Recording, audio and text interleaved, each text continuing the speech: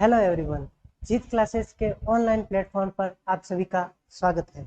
आप मेरे साथ पढ़ोगे प्रतियोगी परीक्षाओं के लिए उपयोगी विज्ञान साइंस। हम साइंस का अध्ययन करेंगे और फिर उसके कुछ क्वेश्चंस होंगे जो उस टॉपिक से निकलेंगे, उनका भी साथ साथ में अभ्यास करेंगे। तो चलिए शुरू करते हैं साइंस। तो देखिए दोस्तों, साइंस शब्द लैटिन भाषा के सिंटिया शब्द से लिया गया है।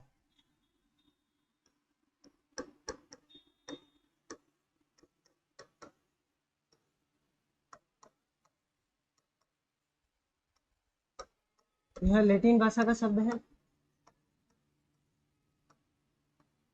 अब सिंटिया शब्द का शाब्दिक अर्थ है जानना या फिर ज्ञान।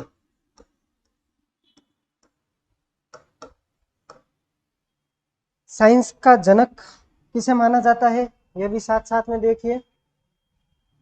साइंस का जनक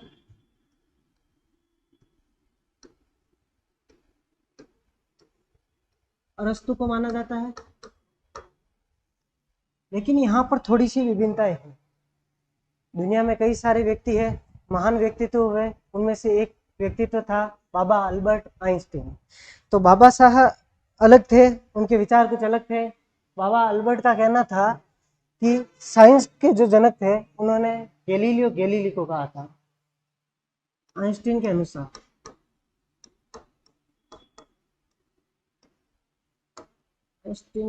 अनुसार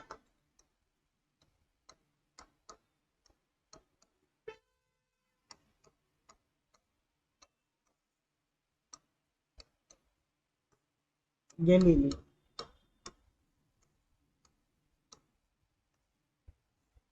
अब आगे चलते हैं, वापस शाब्दिक अर्थ पे आते हैं कि सिंटिया शब्द का शाब्दिक अर्थ है जानना या फिर ज्ञान। यहाँ पर एक बात तो समझ में आती है कि कहीं ना कहीं विज्ञान की परिभाषा भी जानना और ज्ञान, इन दो शब्दों पे टिकी हुई है। ज्ञान, किसी भी चीज का ज्ञान, ज्ञान ही विज्ञान है।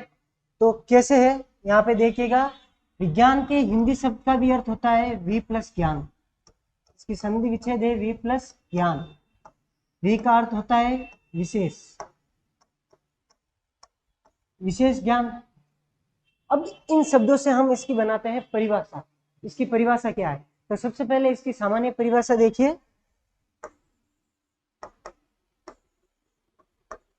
ज्ञान का क्रमबद्ध रूप ही विज्ञान है। ज्ञान का क्रमबद्ध रूप ही विज्ञान है। एक परिभाषा और है, वो भी देखिए, फिर दोनों साथ में समझते हैं। हमारे आसपास होने वाली सभी घटनाओं, हमारे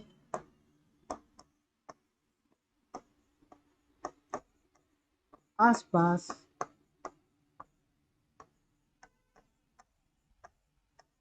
होने वाली सभी घटनाओं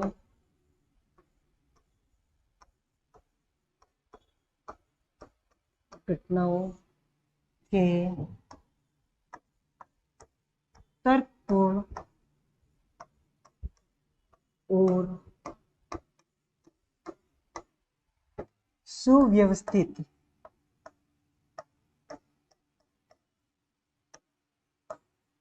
अध्ययन को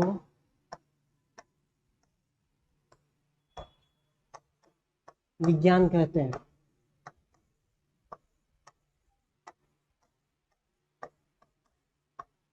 अब कुछ शब्दों पर गौर कीजिएगा।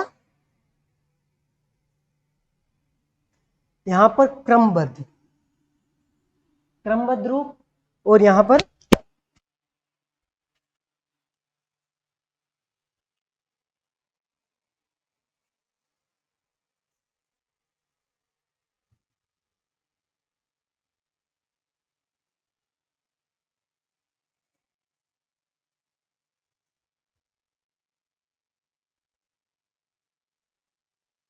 क्रमबद्ध और सुव्यवस्थित, दो शब्दों पर ध्यान दीजिएगा। यहाँ पर देखिए कि इन दो शब्दों से यह तो सिद्ध होता है कि ज्ञान का क्रमबद्ध और सुव्यवस्थित अध्ययन।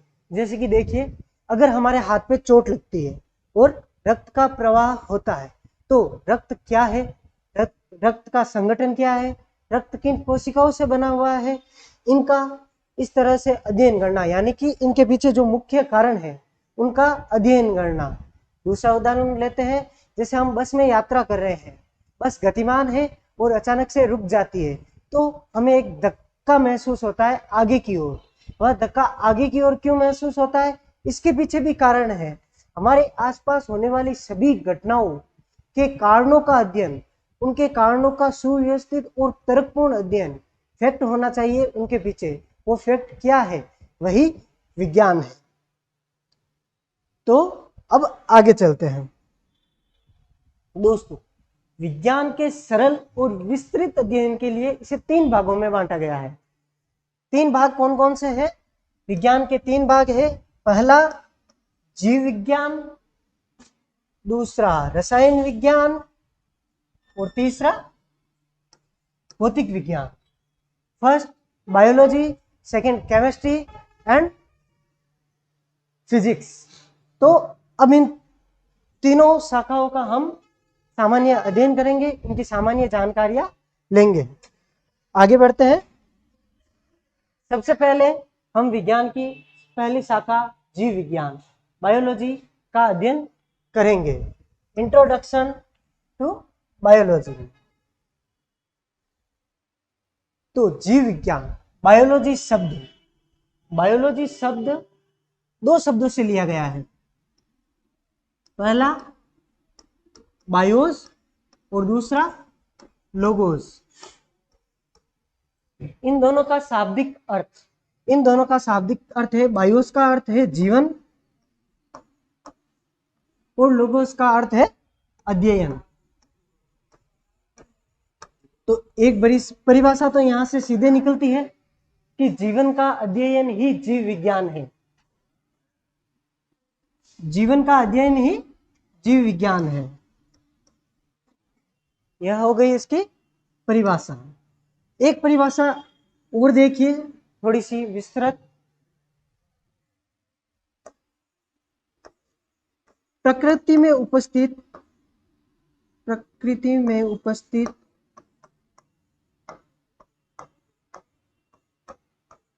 समस्त प्रकार के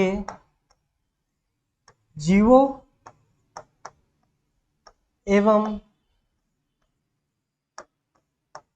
उनकी जैविक क्रियाओं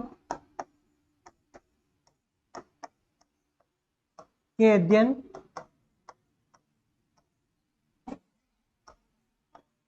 को जीव विज्ञान कहते हैं।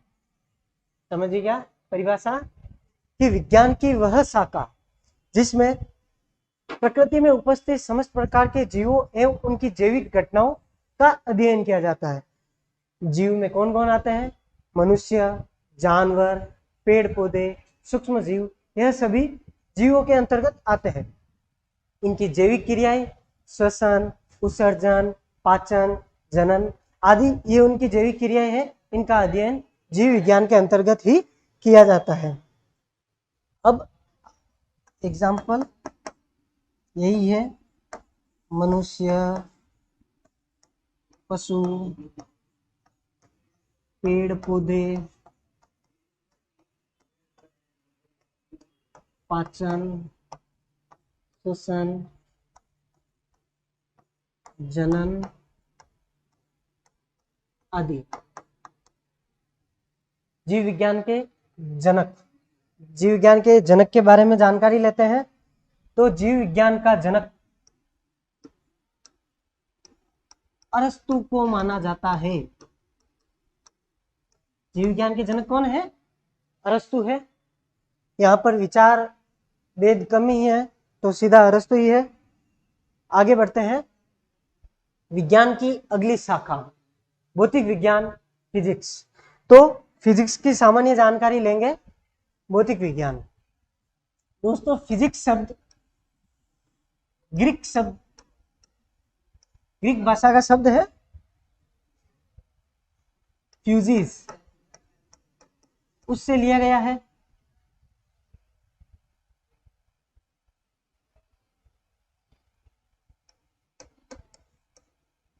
फ्यूजिस शब्द का शाब्दिक अर्थ होता है प्रकृति। अब देखिएगा कि भौतिक विज्ञान का शाब्दिक अर्थ, भौतिक का शाब्दिक अर्थ भारतीय वेदों के अंदर भी मिलता है, वहां पर इसका शाब्दिक अर्थ है प्राकृतिक।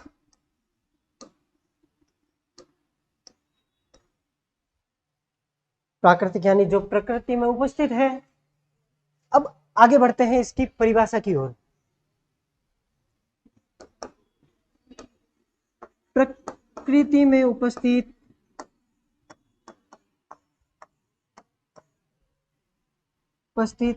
सभी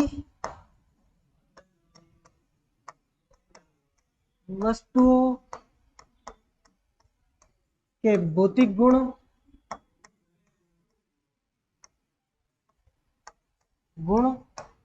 एवं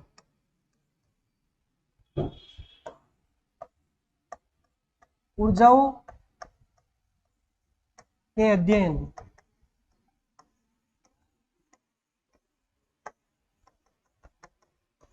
को भौतिक विज्ञान कहते हैं। विज्ञान की वह शाखा, प्रतियोगी परीक्षाओं में परिभाषाओं का महत्व कम ही रहता है, फैक्चुअल क्वेश्चन ज्यादा आते हैं, लेकिन परिभाषाएं समझने के लिए बहुत जरूरी है। हम क्या पढ़ रहे हैं और उसका क्या महत्व है, यह परिभाषा ही बताती है। अब आगे बढ़ते हैं, इसकी परिभाषा वापस देखिएगा।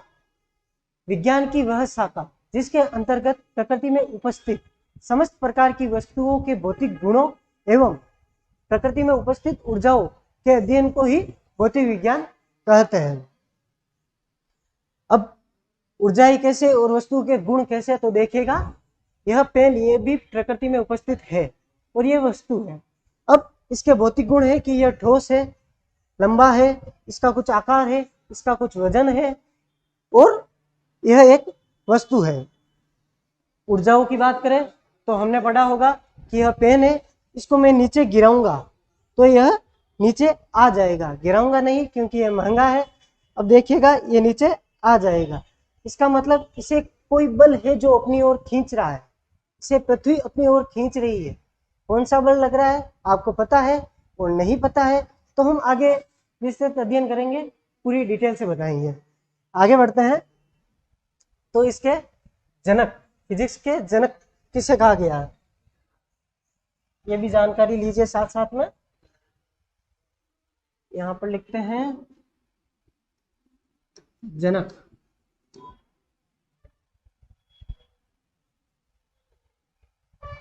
तो फिजिक्स का जनक सर आइजैक न्यूटन को माना जाता है। सर आइजैक न्यूटन को फिजिक्स भौतिक विज्ञान का जनक माना जाता है। यहाँ पर एक और है कि आधुनिक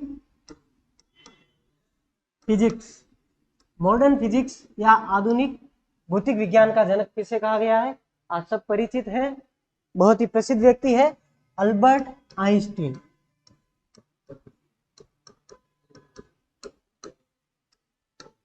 अब हमने फिजिक्स के जनक और परिभाषा और शाब्दिक अर्थ और कुछ उदाहरणों का अध्ययन किया। आगे बढ़ते हैं, विज्ञान की तीसरी शाखा रसायन विज्ञान, केमिस्ट्री, इसकी परिभाषा, जनक, शाब्दिक अर्थ और कुछ हल्के से उदाहरण समझने के लिए लेंगे। तो रसायन विज्ञान, केमिस्ट्री। दोस्तों माना जाता है कि केमिस्ट्री का प्रारंभिक अध्ययन, प्रारंभिक इतिहास, प्रारंभिक महत्व मिस्र देश से लिए गए हैं। इसका सीधा अर्थ है कि मिस्र देश में ही माना जाता है ऐसा कि सबसे पहले केमिस्ट्री का प्रारंभिक विकास हुआ था। तो केमिस्ट्री का प्रारंभिक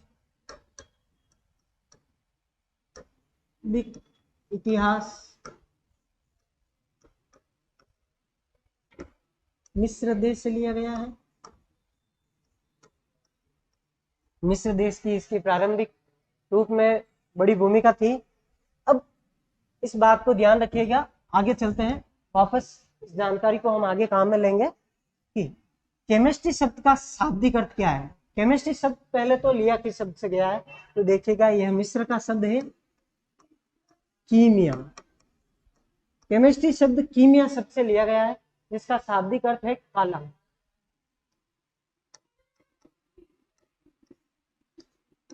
अब वापस आइएगा मिस्र देश पर।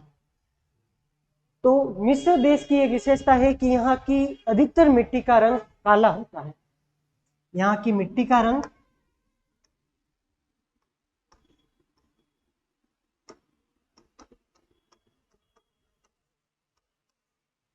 देखिएगा, मिट्टी का रंग काला होता है।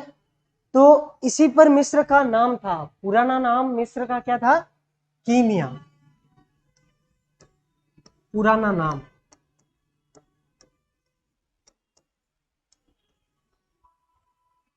नाम क्या था? कीमिया। तो प्रारंभिक इतिहास मिस्र से मिलता है, शब्द कीमिया मिस्र शब्द से लिया गया है, वहां की मिट्टी का रंग काला था, तो इसका नाम पड़ा कीमिया से पड़ा केमिस्ट्री, क्योंकि इसका जो प्रारंभिक उद्भव था वो मिस्र में ही था, ऐसा जानकार मानते हैं। आगे चलते हैं हम। तो देखिए, इसकी परिभाषा इसके शब्द से नहीं, थोड़ा अलग है। यह शब्द तो इसकी विशेषताओं के आधार पर लिया गया था, प्रारंभ के उद्भव के आधार पर। तो इसकी सामान्य परिभाषा देखिएगा कि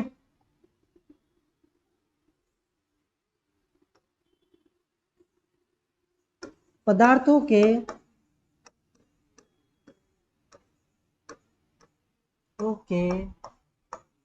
रासायनिक पदार्थों के संगठन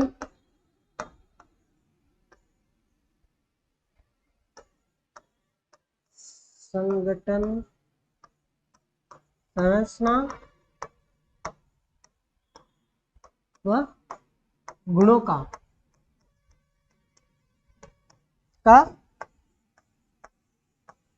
अध्ययन किया जाता है। यह रसायन विज्ञान है, विज्ञान की वह शाखा जिसमें पदार्थ के रासायनिक गुणों, संगठन व संरचना का अध्ययन किया जाता है, यह रसायन विज्ञान कहलाती है। अब देखिएगा, इन तीन शब्दों पर गौर कीजिएगा। परिभाषा के मुख्य शब्द यही तीन शब्द हैं, संगठन, संरचना व गुण। इसको एक सामान्य उदाहरण के द्वारा समझते हैं। उदाहरण को गहराई से मत देखिएगा, सिर्फ ऊपरी रूप से समझाने के लिए उदाहरण है NaCl। इसे आगे हम विस्तृत से पढ़ेंगे। एग्जाम्पल लेते हैं हम NaCl। अब ये शब्द ध्यान रखें, संगठन। तो NaCl का संगठन क्या है?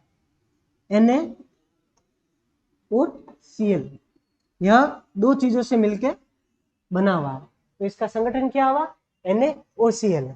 अब इनकी संरचना की बात करते हैं, तो यह एकांतर रूप से जुड़े रहते हैं। और भी जटिल संरचना है, लेकिन प्रारंभिक रूप में आप हल्का सा उदाहरण देखिए, समझिए। Na plus Cl minus Na plus Na minus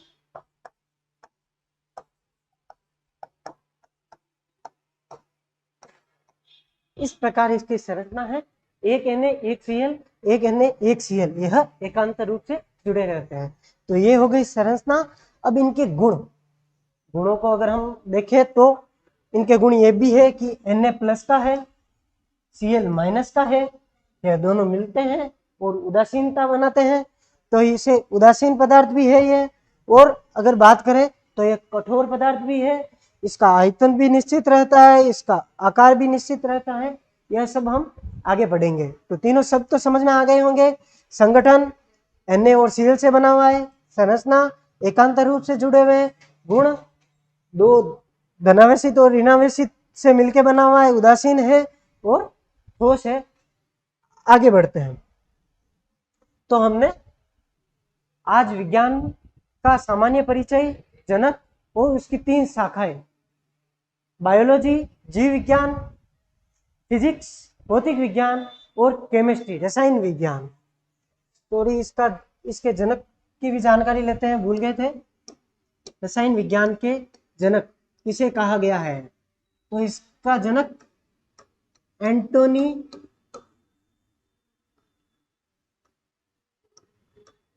Lavoisier. रसायन विज्ञान का जनक एंटोनी लेवोजियर को माना जाता है। अब इसमें भी भारतीय रसायन विज्ञान, इंडियन केमिस्ट्री का फादर किसे कहा गया? Father of Indian chemistry.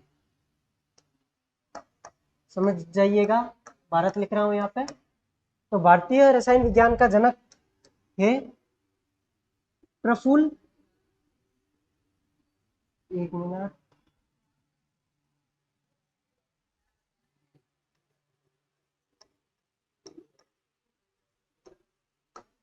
Praful चंद्र रे।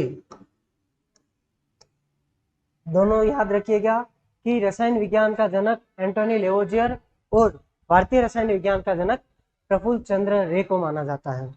अब तीनों शाखाएं हो गई है। अब हम बायोलॉजी, केमिस्ट्री और फिजिक्स में से सबसे पहले रसायन विज्ञान यानी कि केमिस्ट्री का ही अध्ययन करेंगे। तो हम केमिस्ट्री का जो प्रारंभिक टॉपिक है, बेसिक्स है इसके, उसमें जाएंगे। और पदार्थ, सबसे पहले हम पदार्थ की जानकारी लेंगे। तो दोस्तों, पदार्थ क्या है? पदार्थ की परिभाषा देखिएगा कि जिसका कुछ द्रव्यमान हो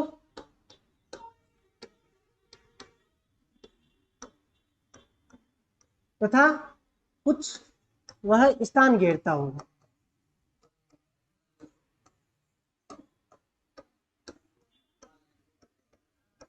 वह पदार्थ कहलाता है। जिसका कुछ द्रव्यमान हो और वह कुछ स्थान घेरता हो, वह पदार्थ कहलाता है। ये पेन है, यह स्थान घेर रहा है, यह अपना इतना सा स्थान घेर रहा है, इसे इतने स्थान की आवश्यकता है, इसके बीच में कोई नहीं आ सकता। और इसका कुछ वजन भी है, द्रव्यमान भी है, 50-60 ग्राम होगा। इसका मतलब यह पदार्थ है। सब कुछ पदार्थ है जो हमारे आसपास में है, पंखा है, टेबल है, कुर्सी है, पानी की बोतल है, सब कुछ पदार्थ है। और हवा हमें नहीं दिखती है, लेकिन वह भी पदार्थ है, क्योंकि उसका द्रव्यमान होता है, उसका आयतन होता है। जब हवा लगती है तो हमें धक्का महसूस होता है, कुछ भार महसूस होता है। और हवा का आयतन होता है, गैसों का आयतन होता है। आगे बढ़ते हैं। पदार्थ की परिभाषा हो गई। पदार्थों को भी 3 भागों में बांटा गया है।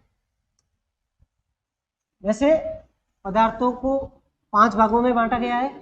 पदार्थ की 5 अवस्थाएं होती है, लेकिन मुख्य अवस्थाएं 3 होती है। 2 और अवस्थाएं हैं, उनको इसके बाद में आगे पढ़ेंगे। अब इन अवस्थाओं को अलग अलग तरीके से समझे कि पदार्थ को अगर कहे तो 3 प्रकार में बांटा गया है, पदार्थ को 3 अवस्थाओं में बांटा गया है, या फिर कहे तो पदार्थों को अंतरा आणविक बल और अंतरा आणविक दूरी के आधार पर बांटा गया है, पदार्थों को ताप और दाब के आधार पर बांटा गया है। यह सब आगे देखेंगे, लेकिन इनसे पहले थोड़ा समझिएगा अंतरा आणविक बल और दूरी क्या होते हैं। तो देखिए, हमारे पास 2 अणु हैं। 2 अणु हैं। अब आपने सुना होगा कि प्रकृति में विद्यमान प्रत्येक वस्तु, प्रत्येक तत्व, प्रत्येक कण एक बल का प्रयोग करता है कि वह जिस बल से अपनी ओर आकर्षित करता है किसी को। अब देखें तो प्रत्येक कण है वो एक दूसरे को अपनी ओर आकर्षित करेंगे। इसका मतलब ये अणु और ये अणु, ये दोनों एक दूसरे को अपनी ओर आकर्षित करेंगे। यह इसे अपनी ओर आकर्षित करेगा और ये इसे अपनी ओर आकर्षित करेगा। तो ये दोनों एक दूसरे को खींच रहे हैं, एक दूसरे को अपनी ओर आकर्षित कर रहे हैं। यह है अंतरा आणविक बल। अब इन अणुओं के मध्य कुछ दूरी भी है, कुछ डिस्टेंस है, इस दूरी को कहते हैं अंतरा आणविक दूरी। यहां पर देखिएगा ये जो बल है वो है अंतरा आणविक बल, और इसके जो मध्य दूरी है वो है अंतरा आणविक दूरी। ये समझेगा, ये हमारे आगे काम आएगा इन तीनों अवस्थाओं को समझने के लिए। तो अब हम थोड़ा सा आगे बढ़ते हैं। ठोस, ठोस के अणु किस तरह से व्यवस्थित रहते हैं इसकी सामान्य जानकारी लीजिए।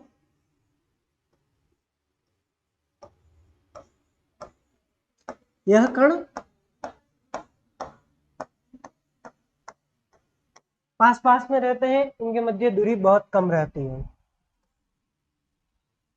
द्रवों की दूरी ठोस की अपेक्षाकृत उनके मध्य, कणों के मध्य दूरी अधिक रहती है, और ये थोड़े अव्यवस्थित भी रहते हैं, इधर उधर भटकते रहते हैं।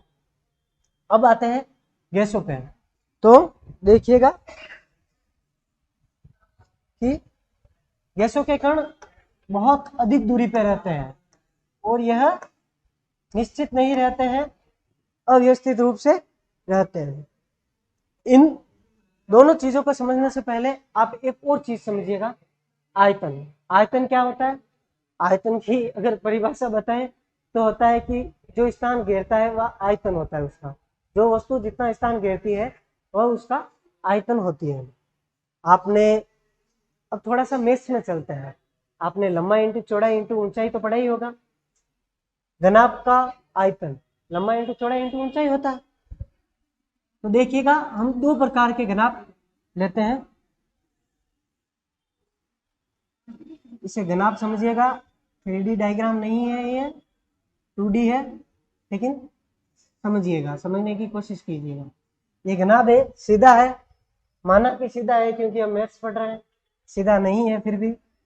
और एक घनाभ और है हमारे पास, ये इस घनाभ की लंबाई ज्यादा है और इस घनाभ की चौड़ाई ज्यादा है। उनका सूत्र है लंबाई इंटू चौड़ाई इंटू ऊंचाई। वॉल्यूम V बराबर L यानी लंबाई, B यानी चौड़ाई और H यानी ऊंचाई। अब आगे बढ़ते हैं कि इनका सूत्र अगर देखो, और इनमें अगर हम पानी ले, माना कि पानी लेते हैं 5 लीटर, 5 लीटर पानी इसमें लिया और 5 लीटर पानी इसमें लिया। अब देखिएगा यह पानी इसमें अधिक ऊंचाई तक रहेगा, इस पानी की जो ऊंचाई होगी वह ऊपर तक होगी, यह भरा रहेगा। लेकिन यहां पर क्या होगा, इस पानी का जो लेवल होगा, पानी की ऊंचाई होगी, वह इससे काफी कम रहेगी, कहे तो आधी रहेगी। अब इसका क्या कारण है? देखिए, क्योंकि यह चौड़ा है और यह थोड़ा सा संकड़ा है, इसकी चौड़ाई कम है। अब इसकी जो लंबाई है वो लेते हैं हम 10, चौड़ाई लेते हैं 5,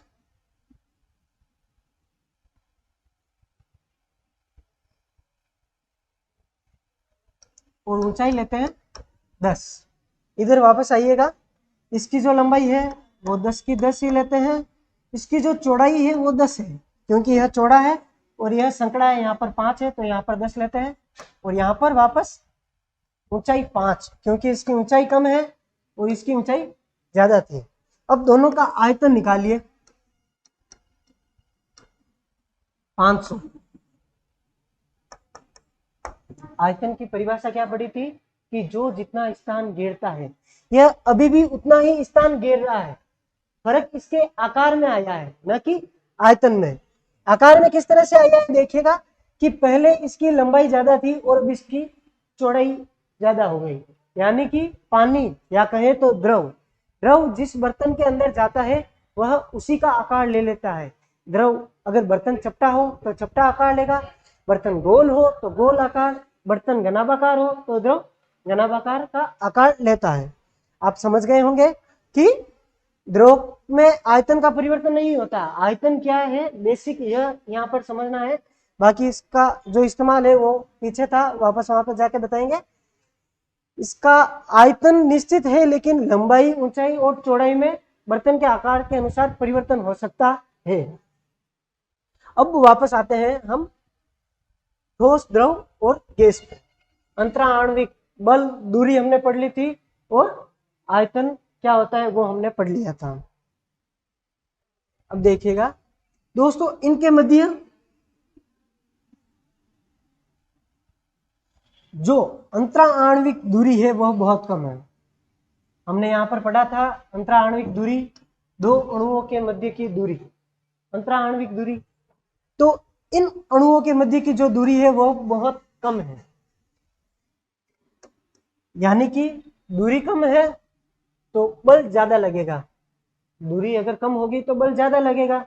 और इसे अगर फिजिक्स के द्वारा समझना चाहो तो सीधा उदाहरण है, यहां पर लेते हैं F इजिकल टू, ज्यादा सूत्र के गहराई में मत जाइएगा, सीधा जो हमारा काम का है वही लेते हैं।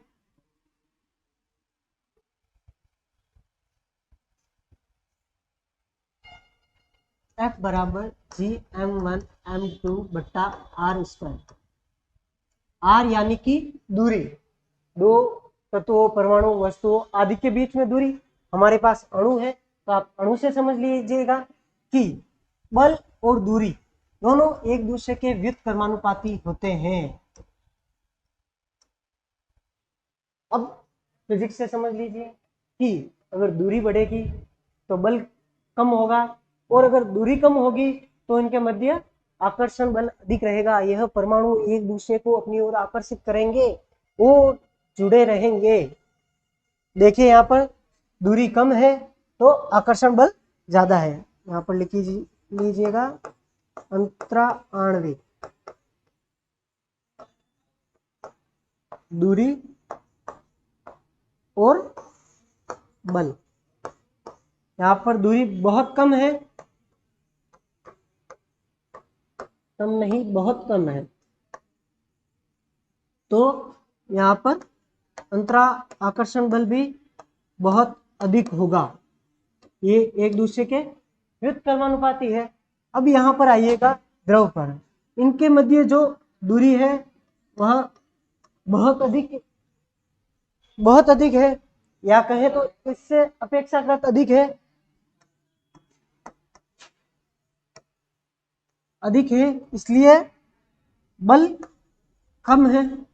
अब देखिएगा, अगर यहाँ पर बल अधिक है तो यह जुड़े हुए, यह ठोस है, यह ठोस है और यह जुड़े हुए हैं, इनका आकार परिवर्तन नहीं होता है।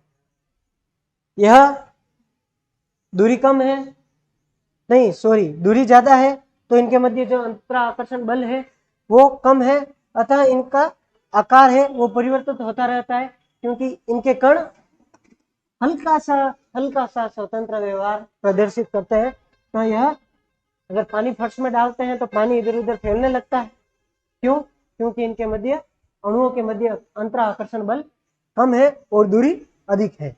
अब आते हैं गैस पर। दो अणुओं के मध्य दूरी बहुत ज्यादा है, यहाँ पर कम थी लेकिन यहाँ पर ज्यादा थी, लेकिन यहाँ पर बहुत ज्यादा है, बहुत ज्यादा है। इसका मतलब अंतराकर्षण बल बहुत कम होगा, बहुत कम होगा तो पूछे मत, आकार तो ये जिस बर्तन के अंदर जाएगी उस पूरे बर्तन का ही रूप ले लेगी। अब इसे थोड़ा सा और विस्तृत रूप से समझते हैं। वापस यहाँ पर आएंगे, दोनों कड़ियां जुड़ेगी आपस में, तो किस तरह से जुड़ेगी आप देखिएगा। सबसे पहले लिखते हैं वापस ठोस,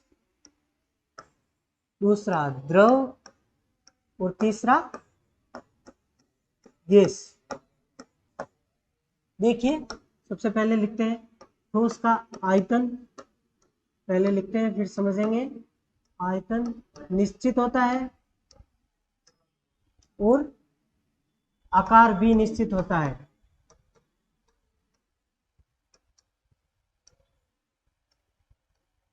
द्रवों का आयतन निश्चित होता है,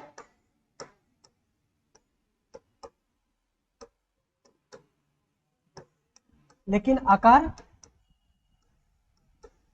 अनिश्चित होता है। गैसों का आयतन भी अनिश्चित होता है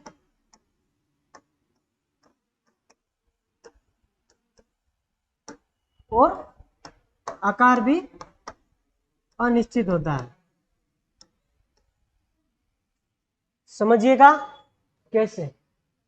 हमने पढ़ा था कि ठोसों के मध्य अंतराणविक दूरी कम होती है, इसलिए आकर्षण बल अधिक रहता है।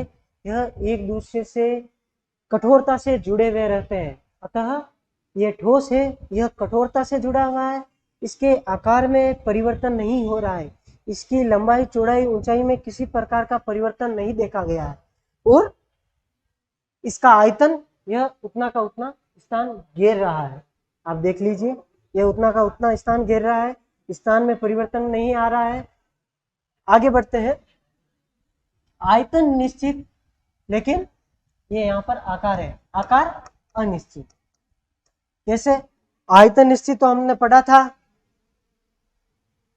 यहाँ पर कि पानी का आयतन निश्चित रहता है, चाहे उसे किसी भी बर्तन में डाल लो। माना कि इसकी अंतराणविक दूरी है वो अधिक है और बल कम है, फिर भी इतना भी कम नहीं है कि इसका आकार अनिश्चित हो जाए। इसलिए ये हमने पहले ही समझ लिया था, वापस समझने की जरूरत नहीं है, ऐसा समझता हूं मैं। अब आते हैं गैसों पर। गैसों का न तो आयतन निश्चित रहता है और ना ही आकार, यह दोनों ही अनिश्चित रहते हैं, क्योंकि इनके मध्य अंतराणविक दूरी बहुत ज्यादा होती है और अंतराणविक आकर्षण बल बहुत कम होता है। इसलिए न तो इनका आयतन निश्चित रहता है और ना ही आकार निश्चित रहता है। अब आप कहोगे कैसे, तो देखिएगा, इसका सबसे बेहतरीन उदाहरण है हमारे घर में आने वाला गैस का सिलेंडर, एलपीजी गैस सिलेंडर।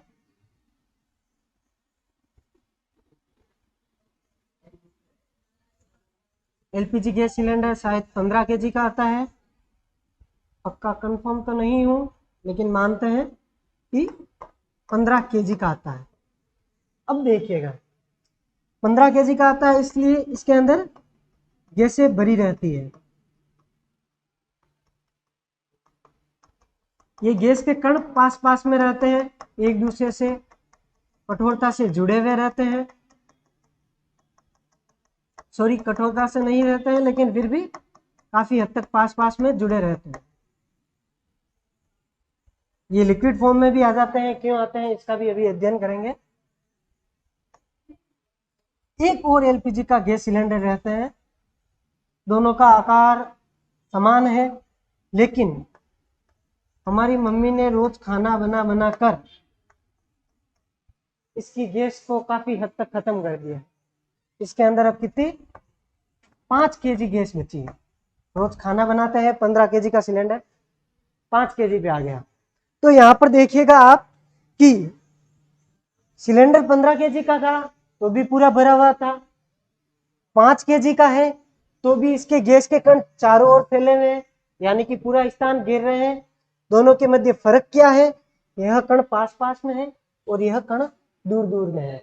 इनके मध्य आकर्षण बल कम होता है, इससे आसानी से यह कण दूर दूर चले जाते हैं, इसके प्रत्येक कोने के अंदर चले जाते हैं। तो इसका आयतन अनिश्चित हो गया। क्यों? क्योंकि 5 केजी गैस में भी ये सिलेंडर भर रहा है। अगर इस सिलेंडर को बड़ा कर दे, इसकी लंबाई चौड़ाई ऊंचाई दुगनी कर दे, तो भी यह गैस का सिलेंडर पूरा भर जाएगा, क्योंकि इसके गैस के कण इसके प्रत्येक कोने के अंदर चले जाएंगे।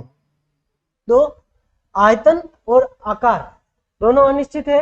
इसको किसी भी तरह के सिलेंडर में डाल दो, गोल चौगोट चाहे कोई भी आप आकार दे दो, यह उस आकार के अंदर डल जाती है। यह हो गए इनके गुण, आयतन और आकार के बारे में, ठोस द्रव और गैस हो गए। अब यहां पर समझिएगा कि ठोस होते हैं वो कठोर होते हैं,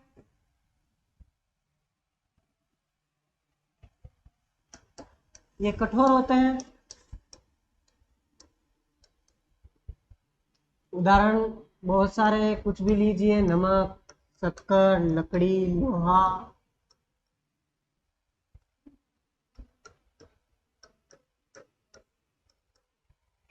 अब आते हैं द्रव पर। द्रव में एक विशेष गुण पाया जाता है, संपीड़न। यह गुण क्या है कि अगर गैसों को उच्च दाब और निम्न ताप पर इकट्ठा किया जाए, यदि गैसों को उच्च दाब और निम्न ताप पर इकट्ठा किया जाए तो वह द्रव का रूप लेती है। एलपीजी गैस का सिलेंडर सबसे अच्छा उदाहरण है, हमारे पास ऑलरेडी पड़ा है कि इसके अंदर जो गैसें आती है वो गैसें अगर अत्यधिक मात्रा में डालें तो वो एक दूसरे पर अधिक दाब बनाएंगे, कण पास पास में आएंगे और इन्हें कम तापमान पर, लो टेम्परेचर पर रखा जाता है तो यह गैस लिक्विड का रूप ले लेती है। आप सर्दियों में देखते हो कभी हम अगर उस गैस सिलेंडर के ऊपर के नोजल को दबाते हैं तो पानी के फव्वारे छूटते हैं। ट्राई मत कीजिएगा, खतरा है, लेकिन समझिएगा यहाँ पर। तो यह संपीड़न कहलाता है। गैसों को कम ताप और उच्च दाब पर एकत्रित करके द्रव में बदलना संपीड़न की प्रक्रिया का भाग है। अब हमारे पास पदार्थ की 3 अवस्थाएं हो चुकी है, ठोस, द्रव और गैस। इनकी जो सामान्य जानकारी थी वो हमने ले ली। द्रव के उदाहरण में पानी, अल्कोहल आदि आते हैं। गैसों के अंदर ऑक्सीजन, कार्बन डाइऑक्साइड, ये सब आते हैं। यह स्वतंत्र रूप से विचरण करती है। अब आगे बढ़ते हैं। पदार्थ की हमने 3 अवस्थाएं, मुख्य अवस्थाएं पढ़ी, लेकिन मैंने कहा था कि पदार्थ की कुल 5 अवस्थाएं होती है। 2 अवस्थाएं और है जिनमें से चौथी अवस्था आपके सामने है, प्लाज्मा। अब देखिएगा प्लाज्मा शब्द कहाँ से लिया गया है। सबसे पहले तो प्लाज्मा की खोज किसने? प्लाज्मा की खोज विलियम क्रुक्स नामक व्यक्ति, वैज्ञानिक जो भी थे, बहुत ही विद्वान बाबा थे, इन्होंने इसकी खोज की थी। अब आगे आते हैं नामकरण में। तो इसका नामकरण लैंगम्यूर ने किया था। खोज पहले हुई थी और नामकरण लैंगम्यूर ने किया। तो प्लाज्मा शब्द का अगर शाब्दिक अर्थ देखें तो इसका शाब्दिक अर्थ है, पहले तो यह प्लाज्मिक शब्द से लिया गया है।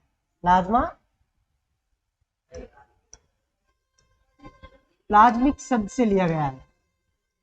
इसका शाब्दिक अर्थ होता है चमकना, शाइन करना।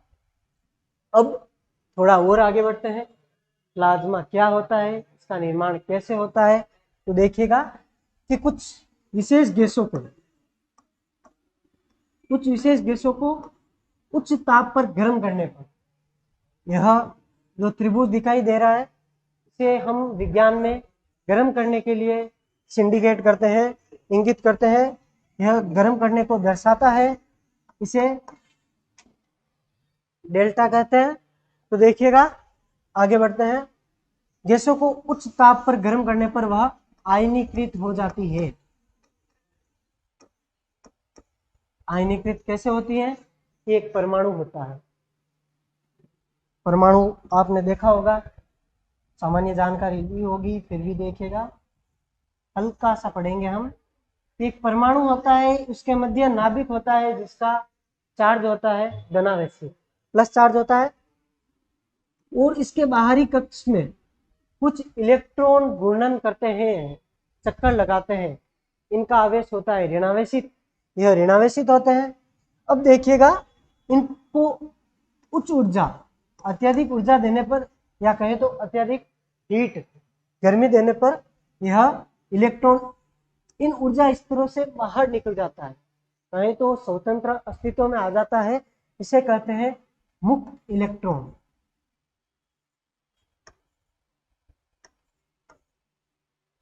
मुक्त इलेक्ट्रॉन। तो दोस्तों केमिस्ट्री के अंदर ध्यान रखिएगा कि जहां पे भी इलेक्ट्रॉन मुक्त होता है वह 2 घटनाएं दर्शाता है। पहली घटना कि यह रंग देता है, यानी कि रंगीन होता है, और दूसरा यह विद्युत का अच्छा सुचालक होता है, विद्युत का अच्छा चालक होता है। तो प्लाज्मा अवस्था की 2 विशेषता भी आ गई हमारे पास। एक तो यह विद्युत का अच्छा चालक होता है और यह रंग देता है। इसका जो उपयोग है वो हमारे घर के अंदर CFL बल्ब होता है, उसके अंदर इसका उपयोग किया जाता है। और यह CFL बल्ब है जो इसके गुणों को महत्व भी देता है। CFL का क्या है? चमकना, रंग देना और विद्युत का अच्छा सुचालक होना, यही इसके गुण है। तो यह CFL के अंदर में काम आता है। अब आगे देखिएगा कि प्लाज्मा क्या है। ये हमने पढ़ा, अत्यधिक ऊर्जा देने पर, गैसों को अत्यधिक ऊर्जा देने पर वह आयनीकृत हो जाती है। इसका मतलब सूर्य पे तो बहुत सारी ऊर्जा है, बहुत सारी गर्मी है, बहुत सारी हीट है, तो फिर वहां पर क्या होता होगा? सही समझ रहे हो कि सूर्य पर जो भी गैसें हैं उनमें भी इलेक्ट्रॉन मुक्त होते हैं और सूर्य के आसपास प्लाज्मा अवस्था काफी अधिक मात्रा में पाई जाती है। सूर्य भी एक ग्रह है, वह बीच में है, बड़ा है। सूर्य के जैसे ब्रह्मांड में कई सारे ग्रह हो सकते हैं, पृथ्वी के जैसे कई सारे ग्रह हो सकते हैं, जिन्हें हम रात में तारों के रूप में देखते हैं। एक्चुअली में वह भी ग्रह हो सकते हैं जिनका वर्तमान में कोई अस्तित्व नहीं है, लेकिन यह स्पष्ट है कि वहाँ का तापमान बहुत अधिक होगा। वहाँ पे पानी, गैसें और पेड़ पौधे इतनी मात्रा में नहीं पाए जाते, वहाँ पर तापमान अधिक है। तो ये भी तय है कि वहाँ पर प्लाज्मा अवस्था भी अधिक मात्रा में पाई जाती है। तो यहाँ से एक क्वेश्चन निकलता है कि ब्रह्मांड, गैलेक्सी, पृथ्वी नहीं, ब्रह्मांड, पूरी गैलेक्सी के अंदर पदार्थ की पाई जाने वाली सर्वाधिक अवस्था प्लाज्मा अवस्था है। प्लाज्मा अवस्था ब्रह्मांड में सर्वाधिक रूप से पाई जाती है। यह पदार्थ की चौथी अवस्था हो गई। शाब्दिक अर्थ देख लिया, प्रोसीजर देख लिया, कहाँ काम आती है देख लिया, गैलेक्सी में इसका महत्व देख लिया, खोज विलियम क्रुक्स ने की और नामकरण लैंगम्यूर ने दिया। आगे बढ़ते हैं पदार्थ की पांचवी और अंतिम अवस्था BEC, बोस आइंस्टीन कंडेंसेट। अब इसका सबसे प्रारंभिक ज्ञान, इसके बारे में हल्का सा अध्ययन सबसे पहले Satyendranath Bose and Baba Albert Einstein ने किया था। दोनों ने सबसे पहले इसका प्रारंभिक अध्ययन किया था। इन्हीं के सम्मान में इसका नाम बोस आइंस्टीन कंडेंसेट रखा। अब देखते हैं यह अवस्था क्या है। दोस्तों, इस अवस्था की ज्यादा जानकारी नहीं मिलती है, अभी भी वैज्ञानिक इस पर रिसर्च कर रहे हैं, लेकिन कुछ हल्की सी परिभाषा या कहें तो हल्का सा अर्थ 10वीं 12वीं के किताबों में मिलता है। BSM में इसकी कम जानकारी है और बहुत आगे इसकी ज्यादा जानकारी है, बाकी यह अस्तित्व में नहीं है। इसकी सामान्य जानकारी देखिएगा कि कुछ विशेष गैसों को परम शून्य ताप, सब पे गौर कीजिएगा, परम शून्य ताप पर ठंडा किया जाता है। परम शून्य ताप क्या होता है? प्रकृति में उपस्थित, या कहे तो कि जो पॉसिबल हो सकता है, मिनिमम टेम्परेचर, प्रकृति या कहीं पर भी जो मिनिमम टेम्परेचर पॉसिबल हो सकता है, न्यूनतम टेम्परेचर, मिनिमम पॉसिबल टेम्परेचर ही परम शून्य ताप कहलाता है। अब प्रकृति में मिनिमम टेम्परेचर कितना हो सकता है, या फिर कहें तो किसी लैब में मिनिमम टेम्परेचर कितना हो सकता है, तो देखिएगा मिनिमम टेम्परेचर हो सकता है 0 केल्विन, और अगर इसको सेल्सियस में बदले तो -273 डिग्री सेल्सियस। इससे न्यूनतम ताप संभव नहीं है। यह ताप भी लेबोरेटरी के अंदर पाया जाता है, प्रकृति में नहीं पाया जाता है। अभी तक इसके अस्तित्व बहुत कम मिले हैं। तो देखिए, इसके परमाणु वगैरह बारे में भी बहुत कम अध्ययन किया गया है। तो इतना ही देखिएगा कि कुछ गैसों को परम शून्य ताप पर ठंडा किया जाता है, गर्म नहीं कर सकते। यहाँ पर देखिएगा माइनस लिखा हुआ है, यानी कि टेम्परेचर बहुत ज्यादा ठंडा है। परम शून्य ताप पर ठंडा करने पर वह परमाणु या गैसें सुपर एटम की तरह बिहेवियर करते हैं। यह इसकी हल्की सी जानकारी है।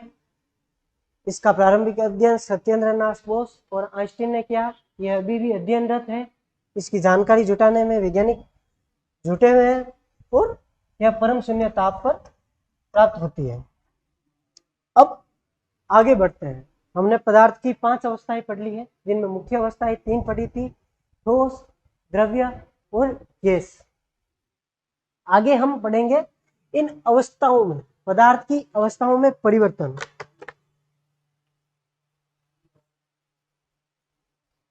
तो पदार्थ की अवस्थाओं में परिवर्तन होता है, कैसे होता है?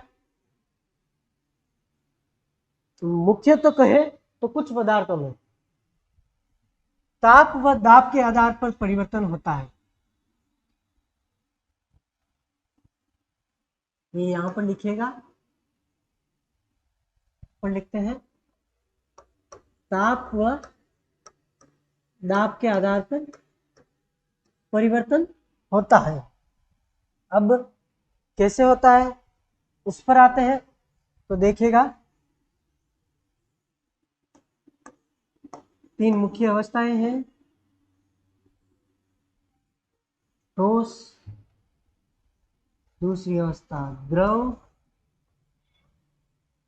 और तीसरी अवस्था गैस। इसे एक चार्ट के द्वारा समझिए, आसानी से समझ में आएगा। अब इन अवस्थाओं परिवर्तन की परिभाषाओं का महत्व नहीं है, अगर आप समझेंगे तो इससे जुड़े हुए सारे सवाल आसानी से अटेंड कर पाएंगे। फिर भी चाहे तो मैं जो बोल रहा हूँ वो साथ साथ में लिख सकते हैं। देखिएगा, ठोस से द्रव में बदलना। ठोस से अगर टेम्परेचर देंगे, कुछ ताप देंगे, तो वह द्रव में बदल देगा। ठोस से द्रव में बदलने की प्रक्रिया को कहा जाता है गलन। वापस देखिएगा, अगर उस द्रव को वापस ठोस के अंदर बदलना है तो उसे ठंडा किया जाएगा, कम टेम्परेचर दिया जाएगा। इस प्रक्रिया को कहते हैं हीमन। इसका सबसे बेहतरीन और घरेलू उदाहरण अच्छे से आपको समझ में आएगा, बर्फ। इसका सबसे अच्छा उदाहरण है बर्फ। इससे आप आसानी से समझ सकते हैं कि बर्फ ठोस अवस्था में होता है, उसे कुछ ऊर्जा दी जाती है, या कहे उसे फ्रिज से बाहर निकालते हैं। फ्रिज में निम्न तापमान होता है और बाहर का तापमान उच्च होता है, वहां पर आता है तो यह गल जाता है, द्रव अवस्था में आ जाता है, इसे गलन कहा जाता है। और उस द्रव पानी को वापस फ्रिज के अंदर रखें तो वो वापस जम जाता है, जिसे हम हिमन कहते हैं। वहां पे वह ठंडा होता है, उसका तापमान कम होता है। आगे बढ़ते हैं, द्रव से गैस में बदलना। द्रव को अगर ताप देंगे, थोड़ा सा हीट करेंगे, गर्म करेंगे, तो वह इसमें बदल जाएगा। इस प्रक्रिया को हम कहते हैं वाष्पन। द्रव से गैस में बदलना टेम्परेचर देने पर, इस प्रक्रिया को वाष्पन कहते हैं। अब वापस देखिएगा, अगर मन हो जाए कि नहीं भाई हम तो गैस को वापस द्रव में बदलेंगे, तो इस प्रक्रिया को क्या कहते हैं? संघनन।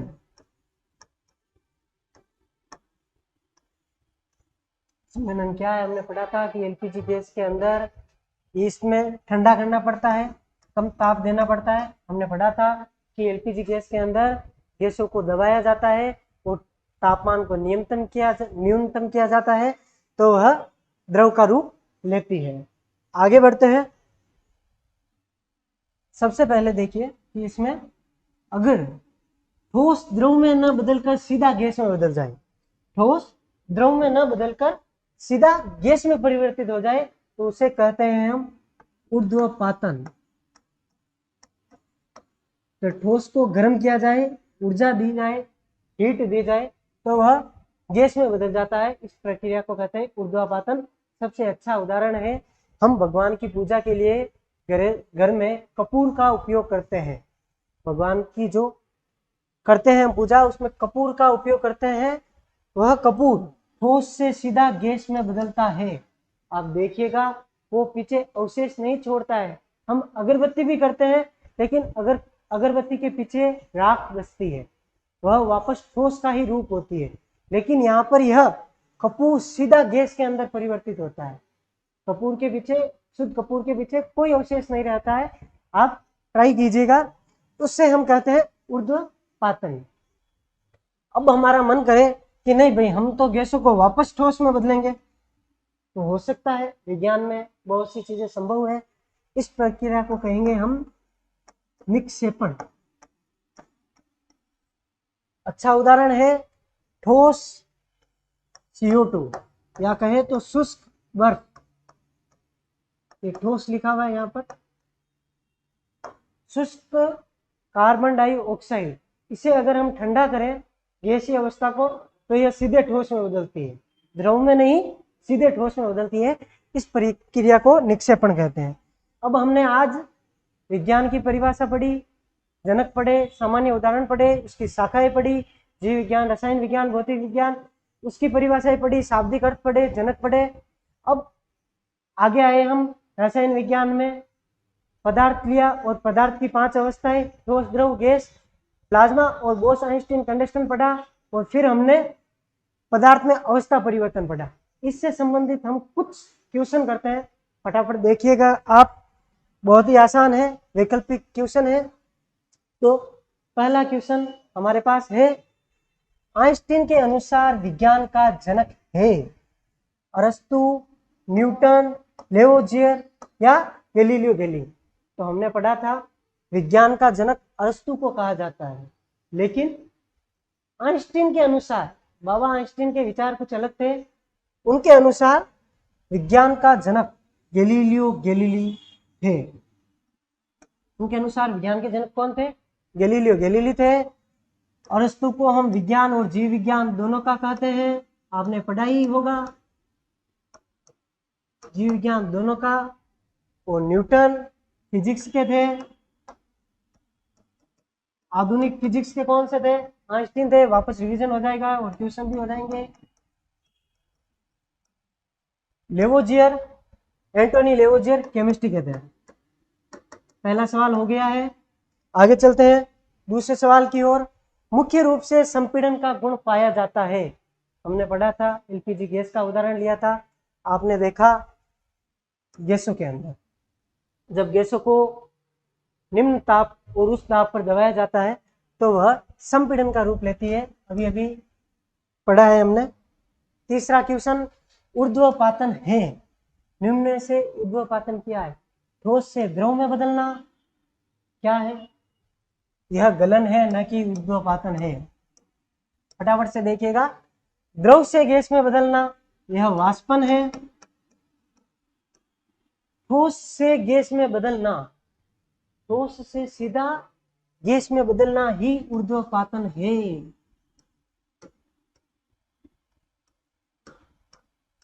सी सही जवाब है इसका। अगर गैस से वापस ठोस में बदलना क्या होता है? निक्षेपण। ऊर्ध्वपातन का सबसे अच्छा उदाहरण किस पदार्थ का होता है? कपूर का होता है। अगला क्वेश्चन फटाफट देखिएगा, निम्न को अंतरा आणविक दूरी के घटते क्रम में लिखिए।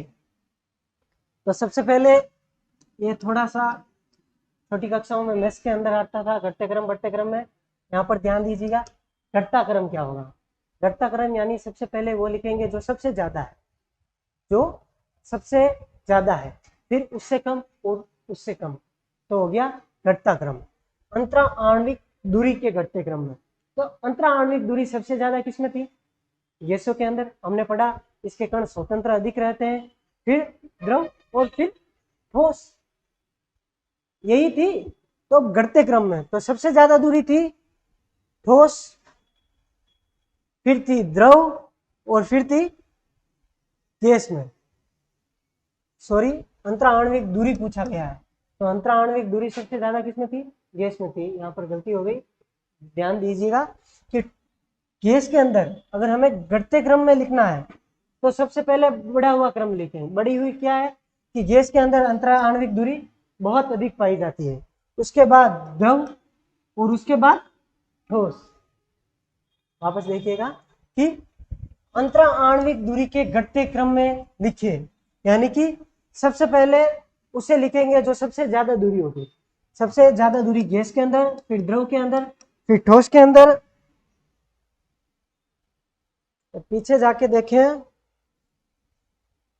ये रही अंतरा आणविक दूरी, सबसे ज्यादा ठोस गैस के अंदर, फिर द्रव के अंदर और फिर ठोस के अंदर। यह यहाँ से सवाल लिया गया है। वापस आते हैं हम हमारे सवाल पर। कुछ सवाल और बचे हुए हैं, देखिएगा। ये हो गया, इसका आंसर सी है। अब आगे बढ़ते हैं। निम्न को अंतरा आणविक बल के बढ़ते क्रम में लिखिए, यानी सबसे पहले जो कम बल है उसको लिखेंगे। सबसे कम अंतरा आणविक बल किसके अंदर होता है? गैसों के अंदर। बढ़ते क्रम में क्या होता है? सबसे पहले जो छोटा है उसे लिखेंगे, कम है उसे लिखेंगे। तो अंतरा आणविक बल सबसे कम किसमें है? गैस में। फिर थोड़ा ज्यादा, गैसों की अपेक्षा ज्यादा अंतरा आणविक बल है द्रव में, और सबसे ज्यादा अंतरा आणविक बल किसमें है? द्रव में। तो ये हो गया बढ़ता क्रम, सबसे कम, उससे ज्यादा, और उससे ज्यादा, सबसे बड़ा क्रम। तो ठोस में सबसे ज्यादा होगी। छठा क्वेश्चन, निम्न में से प्लाज्मा की खोज किसने की? किसने की? विलियम क्रुक्स ने। अब आगे आते हैं। विलियम क्रुक्स ने की थी। न्यूटन तो फिजिक्स के जनक थे, आइंस्टीन आधुनिक फिजिक्स के जनक थे, लैंगम्यूर ने प्लाज्मा का नामकरण किया था, लेकिन प्लाज्मा की खोज की थी विलियम क्रुक्स ने। सातवां सवाल, एलपीजी गैस का एलपीजी द्रव में बदलना क्या है? देखिए, एलपीजी को छोड़ दीजिए, यहां पर आइए। गैस से द्रव में बदलने की प्रक्रिया क्या है? गैस से द्रव में बदलने की प्रक्रिया है संघनन। हमने पढ़ा था। सही आंसर। ऊर्ध्वपातन तो वो कपूर वाला उदाहरण था जिसमें ठोस से सीधा गैस में बदला जाता था। निक्षेपण ऊर्ध्वपातन का उल्टा उदाहरण था, जिसमें निक्षेपण उल्टा उदाहरण था जिसमें हम गैस को सीधा ठोस में बदलते थे। और प्लाज्मा तो पदार्थ की अवस्था है, ये थोड़ा अलग लिख दिया आपको कंफ्यूज करने के लिए। तो सीधा अच्छा उदाहरण है कि एलपीजी गैस का द्रव में बदलना। गैस को कम ताप और अधिक दाब पर दबाया जाता है, तो वह संघनन की प्रक्रिया के द्वारा गैस में द्रव में बदल जाती है। विज्ञान का परिचय और उससे संबंधित हमने सवाल पढ़े, पहली कक्षा थी, इसमें उदाहरण और कहे तो परिचय ही पढ़ा गया है। ज़्यादा क्वेश्चन उठते नहीं, उठते हैं कभी कभी उठते हैं, लेकिन कम उठते हैं यहाँ से क्वेश्चन। अब आगे और भी विस्तृत पढ़ेंगे, और भी कई सारे वैकल्पिक क्वेश्चनों का अभ्यास करेंगे। आज के लिए बस इतना ही। जय हिंद, जय भारत।